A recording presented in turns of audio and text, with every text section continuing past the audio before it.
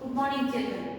Last week हम लोगों ने किया था एक एसे जिसका नाम था 4 अक्षर। आज और ज़्यादा उसको करने के लिए हम यहाँ पर चैप्टर भी करेंगे सारा अक्षर, क्योंकि अकॉर्डिंग टू ऐसे हमने सिलेबस में भी इसी तरह से ये चैप्टर्स लिए हैं। इसलिए आप लोग घबराना नहीं कि 10 और 11 के बाद 12 नहीं आया, डायरेक्टली 14 आया। बट यूनिट टेस्ट के टाइम टेबल के हिसाब से हम लोगों को ये करना है, इसके पहले हम ये करेंगे। तो आज ये चैप्टर जो है सारा अक्षर, वो ऐसे आपने लिखा भी होगा, पढ़ भी लिया है, तो मुझे लगता है कि अभी मुझे ज़्यादा बोलने की जरूरत नहीं पड़ेगी कि सारा अक्षर मतलब क्या और कैसे उसको डेवलप किया जाता है। तो सबसे पहले ये सारा अक्षर है, उनके जो राइटर हैं उनके बारे में हम लोग जान लेते हैं।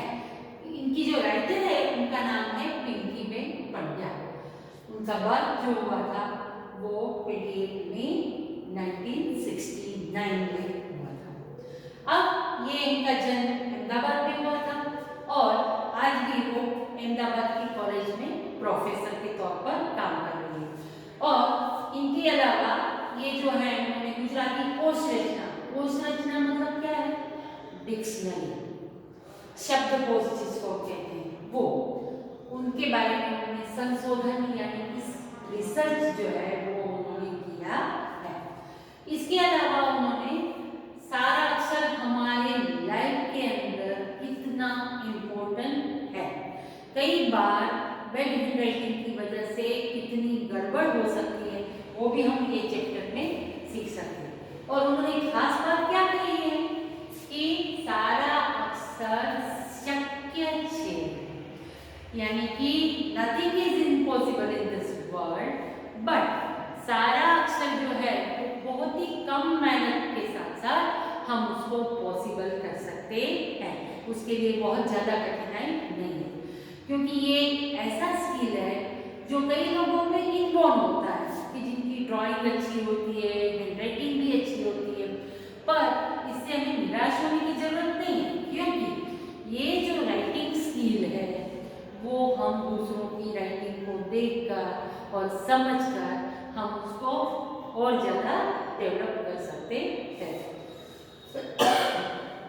तो यहाँ पर हम चैप्टर करेंगे सारा अक्षर। ये जो चैप्टर है ये एक्चुअली में कन्वर्सेशन वाला है, आपस में बच्चे जो है एक दूसरे से बात करते हैं। जब ये चैप्टर के बारे में मुझे समझाने का है तो मैं आपको बहुत मिस कर रही हूँ, क्योंकि अगर हम क्लास में होते तो शायद हम सब एक एक कैरेक्टर को ले लेते और क्लास में लाइव कन्वर्सेशन करते। और क्या कर सकते हैं हम, जब हम आएंगे तो वापस एक बार रिपीट करेंगे, कोई बात नहीं। तो आज खाली ये सब कैरेक्टर वन मैन शो की तरह मैं ही कर लूँगी, ठीक है ना। तो किस तरह से राइटिंग पार्ट जो हमारे लाइफ के अंदर इम्पोर्टेंट है वो उसके बारे में हम जानेंगे, क्योंकि राइटिंग जो है वो हमारी पर्सनालिटी डेवलपमेंट का एक बहुत इम्पोर्टेंट हिस्सा है। कहा जाता है कि जैसी हमारी राइटिंग ऐसा हमारा नेचर और हमारी पर्सनालिटी होती है। कई लोगों का राइटिंग में होता है कि नोटबुक में आगे अच्छा लिखा, बाद में पीछे गड़बड़, या तो कभी जो है एक 1 फिंगर डिस्टेंस का भी ख्याल नहीं होता है। तो लेकिन जैसे ही अगर अच्छी राइटिंग होती है तो एकदम मन को छू जाती है। और उसमें भी और खासतौर पर याद रखना, एग्जाम में भी टीचर्स इतने सारे पेपर्स चेक करते हैं और उसमें अच्छी हैंडराइटिंग वाले जो होते हैं तो वो दिल खुश कर लेते हैं, और गंदी हैंडराइटिंग होती है तो चाहे सही लिखा हो ना तो भी पढ़ने की इच्छा होती नहीं।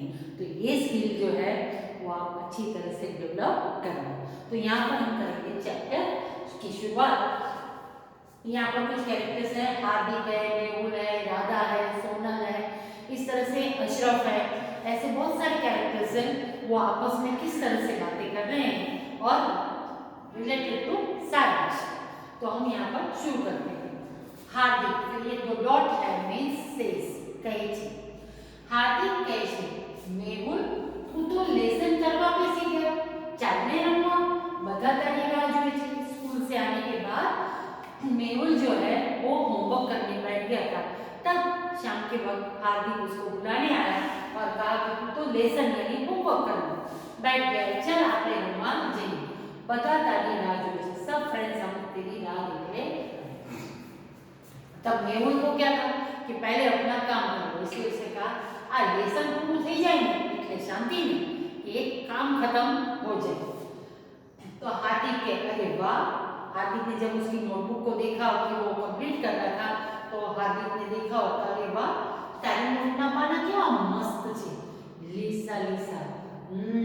હવે મને ખબર પડી કે સાહેબ કાયમ તારી નોટ જ ક્લાસમાં કેમ બતાવતા હશે। अब यहाँ पर हार्दिक की जो हार्दिक है उसने मेहुल की नोटबुक देख के हाथ में छू कर कहा अरे वाह तेरे तो नोटबुक के पेपर्स जो हैं लीसा यानी कि बहुत ही स्मूथ, कितने स्मूथ हैं। हाँ, इसलिए मुझे पता चला कि रोज तेरी नोटबुक क्यों सर सबको दिखाते हैं। एक्चुअली में मेहुल की राइटिंग अच्छी होगी इसलिए दिखाते हैं, पर यहाँ पर उसने दूसरा लिया और कहा कि तारी नोट क्लास में केम बताता हसे। तब मेहुल जो है उसने क्लेरिफिकेशन किया और उसने कहा मारी नोटમાં લીસા પાના છે એટલે કઈ સાહેબ ક્લાસમાં નથી બતાવતા, પણ મારા અક્ષર સારા છે અને નોટમાં હું છેકછાક નથી કરતો ને એટલે સાહેબ બધાને બતાવે છે। यहाँ पर मेहुल ने कहा कि भाई नोटबुक की वजह से नहीं या उसकी पेपर की क्वालिटी की वजह से नहीं, बट मेरी राइटिंग अच्छी है और मैं ज़्यादा जितना हो सके इतना बीच बीच में कट करता नहीं हूँ, उसको गंदा बनाता नहीं हूँ, इसीलिए साहेब यानी कि सर जो है वो दिखाते हैं। तब हार्दिक को लगा कि खाली राइटिंग उसकी अच्छी है और हमारी नहीं है, इसलिए थोड़ा उसको निराशा हुई और इसलिए कहा हाँ पर લીસા અને સરસ પાના હોય तो अक्षर सारा जाए ना। उसने एक नया सॉल्यूशन ढूंढ लिया कि तेरी नोटबुक के पेपर सही है इसलिए शायद जो है तेरी राइटिंग अच्छी होती है અને લખવાની પણ મજા આવે और लिखने की भी अच्छा लगता है। ऐसे करके उसने अपने आप को तसल्ली दी। मेहुल के લીસા पाना हो એટલે સરસ અક્ષર આવે એવું ન હોય। अब मेहुल को भी लगा कि ये मेरी राइटिंग की तारीफ तो नहीं कर रहा है, बट जो है पेपर की क्वालिटी की तारीफ कर रहा है, इसलिए उसने कहा कि લીસા पाना हो એટલે સરસ અક્ષર આવે એવું ન હોય। अगर अक्षर यानी कि राइटिंग अगर आपकी अच्छी है तो वो जरूर से अच्छी ही कोई भी पेपर में दिखेगी। अब ये दोनों का कन्वर्सेशन हो गया। अब सोनल के तब तक तो सोनला पहुंची और उसने कहा अरे हार्दिक तने आ मेहुल ने बोलावा मोकल्यो અને તું જ અહીંયા બેસી પડ્યો, બધા બિલ્લુ પણ નક્કી થઈ ગયા છે અને બધા તમારી રાહ જોવે છે, વાટ જોઈ છે यानी राह જોવે છે। अब सोनल जो है उसी समय आई कि अरे ये हार्दिक और मेहुल अभी तक नहीं आई, इसलिए वो भी बुलाने आई और उसने कहा कि मैंने तो तुम्हें मेहुल को लेके आने के लिए बोला था और तू भी यहाँ पर बैठ गया। बता बिल्लू, यहाँ पर बिल्लू का मतलब होता है प्लेयर्स, खिलाड़ी। सब जो है आपस में बिल्लू की पैर जो है प्लेयर्स की वो भी पक्की हो गई है। बता तारी वाट जोई छे, तुम्हारी वाट जोई छे यानी कि राह देख रही है, वाट का मतलब राह। तब मेहुल ने कहा जो ने सुन तू ज कहने हमारी बात समझ तो नहीं। अब उसको लगा कि शायद सोनल जो है वो मेरी तारीफ कर दे, इसलिए उसने कहा कि देखना ये मेरी बात समझता ही नहीं। तो सोनल ने कहा क्या हुआ के શું થયું? મેહુલ કહે એ મને કહેશે કે મારી નોટના પાના લીસા છે ને એટલે જ મારા અક્ષર સારા આવે છે, એવું તે કંઈ બોલતું હશે? मेहुल ने ऐसे पूछा सोनल को कि वो बोलता है कि तुम्हारी नोटबुक की जो पेपर क्वालिटी है वो बहुत अच्छी है, इसीलिए शायद ये ऐसे राइटिंग अच्छी आती है। ऐसा भला होता है क्या? यहाँ पर सोनल के ना यार એવું તો ના હોય, જો ને મારા પપ્પा મારા માટે મોંઘી મોંઘી नोट क्या लाए છે। सोनल ने कहा नहीं भाई ऐसा नहीं होता है, देखना मेरे पापा मेरे लिए मोंघी मोंघी यानी कॉस्टली महंगी महंगी नोटबुक कहाँ लाते हैं। हार्दिक ने अपनी फिर सुनाई और कहा मारा पापा ने तो मैं कहूँ छू ने तो ही नहीं लाता, मैं भी मेरे पापा को बोलता हूँ लेकिन वो भी लाता नहीं है। राजा के एवी बधी तो पप्पा ने ज खबर पड़े ने, आपड़ा कामनो होय मोंघो होय तो पण लावे, कामनो ना होय तो ना पण लावे। भी सयानी थी, इसलिए उसने कहा कि ये तो पापा को बार बार ब्लेम कर रहे हैं कि हमारे पापा नहीं ला के देते हैं। इसलिए राधा को थोड़ा दुख हुआ। वैसे भी लड़कियों को पापा से ज़्यादा प्यार होता है ना, इसलिए उसने कहा ये तो बड़ी पापा ने खबर पड़ी ना, पापा को पता चलता है कि कौन सी चीज ज़्यादा इम्पोर्टेंट है और कौन सी नहीं। अगर अपना काम यानी कि अगर हमारे लिए बहुत जरूरी है, काम की चीज है, तो मोह है तो पड़ता है। अगर वो महंगी चीज होती है तो भी लाते हैं। અને કામનું ન હોય તો ના લાવે, એમાં શું, इसमें कौन सी बड़ी बात हो गई। तब हार्दिक ने बीच में फिर से कहा, पर એટલું तो हमारा अक्सर सारा नहीं होता। हार्दिक जो है अपनी कोशिश नहीं कर रहा है, बल्कि वो ब्लेम किस पे कर रहा है, नोटबुक की क्वालिटी पे। इसलिए वो कह रहा है कि मेरी राइटिंग इसीलिए अच्छी नहीं होती बिकॉज मेरी जो नोटबुक की क्वालिटी है, पेपर क्वालिटी है, वो अच्छी नहीं होती है। सोनल કહે એવું કશું નહીં, મારા અક્ષર તો ગમે તેના પર લખું ને પણ સરસ જ આવે છે। सोनल देखो कितनी कॉन्फिडेंट थी, इसलिए उसने कहा कि ऐसा कुछ नहीं होता है पेपर और ये सब, मारा अक्षर तो मैं गमे ત્યાં લખું ને तो मारा अक्षर तो सारा है। इस तरह से उसने अपनी तारीफ कर दी कि मेरी राइटिंग तो अच्छी होती है, कोई बोले या नहीं बोले, मैं अच्छी राइटिंग करती हूँ। तब अब राधा को लड़कियां आपस में थोड़ी जेलसी तो करती है, इसलिए राधा ने कहा कि ये अपनी राइटिंग कहीं पर भी अच्छी आती है, मतलब क्या। इसलिए उसने कहा, राधा कहे ये तो तू आनी वाली पेंसिल लगे छे ने एना लीधे कि तू जो तेरी पेंसिल है आनी वाली एकदम शार्पन की हुई पेंसिल से लिखती है ना, इसीलिए उसने एक नया सॉल्यूशन निकाल दिया कि ये तेरी पेंसिल ऐसी होती है ना, इसकी वजह से तेरी राइटिंग अच्छी होती है। तब वहां पर अशरफ की एंट्री हुई। अशरफ ने कहा ए माज तो હું આખો દિવસ પેન્સિલ છોડ કરતી હોય છે।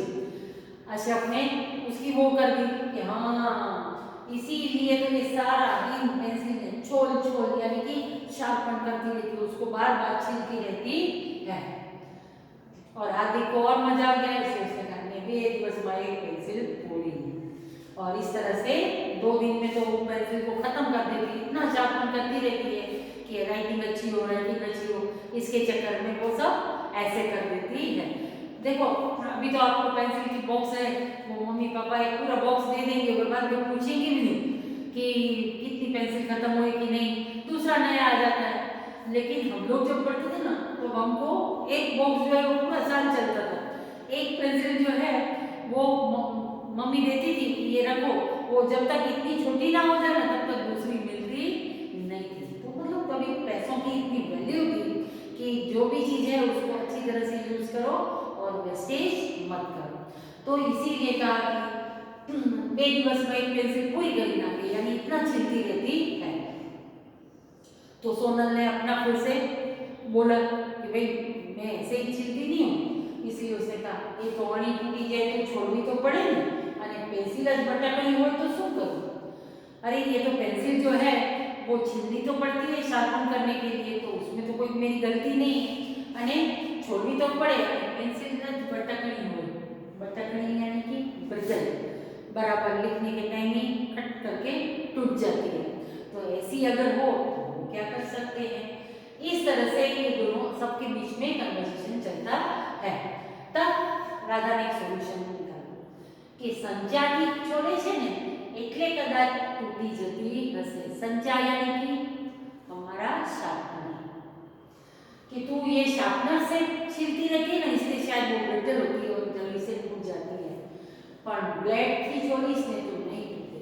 पहले के जमाने में जो है बच्चे वो एक लोहे की ब्लेड आती थी, वो ब्लेड से छीलते थे, पर हाँ उसमें बहुत रिस्की था क्योंकि ब्लेड से छीलने से कभी कभी हमारी उंगली भी छिल जाती है। पेंसिल बहुत शार्पन होती थी, अच्छी से होती थी, पर वो बहुत ही रिस्की है, इसलिए कभी भी ऐसी कोशिश करना नहीं। तो धवल ने कहा पर ब्लेड थी छोड़वा जता पेंसिल ना बदले आंगળી छोलाई जाए तो, कि भाई ऐसा करना नहीं। धवल ने सलाह दी सबको कि अगर पेंसिल को छीलने गए ब्लेड से तो ब्लेड के बदले उंगली छिल गई तो। तब अशरफ ने कहा कि मेरे पास एक चीज है, मारी पासे तो एवी ब्लेड छे कि आनी भक्कमदार थाय कि मेरे पास तो इतनी मस्त ब्लेड है कि अणी यानी कि उसकी जो शार्पन की हुई चीज है वो भक्कमदार यानी एकदम A1 ग्रेड की होती है અને પણ જરાય લાગે नहीं कि उसकी जो अणी है वो जो नोक है वो नोक बहुत अच्छी बनती है और हमारी उंगली को भी कोई नुकसान होता नहीं है। देखो यहाँ पर कौन क्या बोल रहा है ना, ये बात बहुत ध्यान रखना, क्योंकि हमेशा एग्जाम में हु सेड टू whom ये मैक्सिमम ये चैप्टर में से आते हैं कि किसने क्या बोला। तो ये चीजें आपको लर्न करनी पड़ेगी और इसके लिए आपको चैप्टर रीड करना पड़ेगा। तो राधा के पण तारा पप्पा तो कहता था तारा अक्षर बहुत गंदा है। देखो इसके बीच में कितने पॉलिटिक्स चलते रहते हैं कि एक ने अच्छा अपनी तारीफ कर दी तो दूसरे को पसंद नहीं आया, तो इस तरह से पॉलिटिक और डिप्लोमेटिक आंसर्स चल रहे हैं। तो इसीलिए उसने कहा कि मेरे पास इतनी मस्त ब्लेड है, अशरफ ने कहा कि उससे जो अड़ी यानी कि जो नोक है वो भी इतनी अच्छी होती है और साथ साथ लगती भी नहीं है। तो राधा को ये बात पसंद नहीं है, इसलिए कहा नहीं तेरे पापा कैसे बोल रहे थे कि तारा अक्षर तो बहुत गंदा है, तो पापा ने तो तुम्हारा सर्टिफिकेट दे दिया है भाई कि तुम्हारी राइटिंग बहुत गंदी है।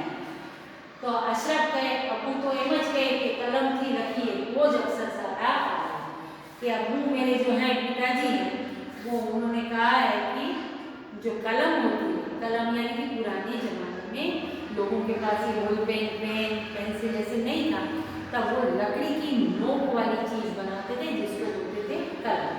और ये कलम जो है उसको शाही में दवात बोलते हैं यानी इंक पोट, उसमें डुबो के लिखते थे। तब नेहरू ने कही, नेहरू को ये बात पता नहीं थी, इसलिए उसने कहा कि आ कलम बड़ी ऊंची। आ कलम यानी कि ये कलम नाम की चीज क्या है। तो ये कलम क्या है तो मैंने आपको बताया, आपका और अशरफ क्या बताता है वो मैं आपको बाद में बताऊंगी। तो यहाँ तक का जो है कन्वर्सेशन वो आप एक बार जरूर टेक्स्ट बुक में रीड कर लेना और वो सेक्टर की तैयारी भी कर लेना। हाँ, हम लोग टेक्स्ट बुक के जो एक्सरसाइज है उसमें तो करेंगे ही करेंगे, पर उनके और बहुत सारे लोग है कैरेक्टर उसमें से कुछ भी आया तो आप उसको ध्यान रखेंगे और साथ साथ सारा अक्षर करवानी कोशिश પણ કરીશું। Till then bye.